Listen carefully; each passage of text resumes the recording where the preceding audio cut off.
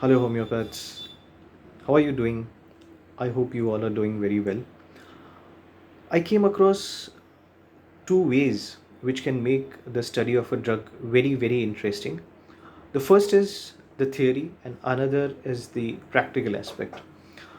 As regards theory, try to read a drug from different authors, try to listen to webinars, seminars, try to listen to your teachers, your friends who are very enthusiastic about homeopathic materia medica. Try to explore different facets of the remedies from different types of materia medicas, the clinical materia medica, the keynote type, the psychoanalytical type. Uh, Good teachers can make materia medica very interesting. Passionately enthusiastic persons can make materia medica very interesting to study. Explore different facets of the remedy from different authors, because different authors highlight different aspects of the remedy.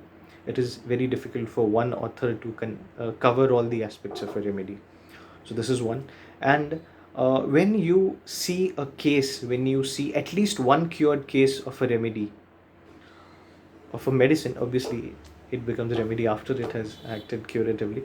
So when you see at least one cured case, be it from your mentors, be it from a homeopath under whom you are practicing, or be it uh, your teachers in your uh, college, be it in a webinar, or be it in your own private practice, uh, cured cases make the drug much more interesting. But sometimes it happens that sometimes in a webinar, or um, according to the style of practice of that particular individual, or which school that particular individual follows, you may only be exposed to certain aspects. For example, you may only be exposed to the clinical aspects of a drug, or you may be only exposed to the mental symptoms of that drug, depending on the style of the prescriber. But these two ways, exploring a drug from various materia medicas, and uh,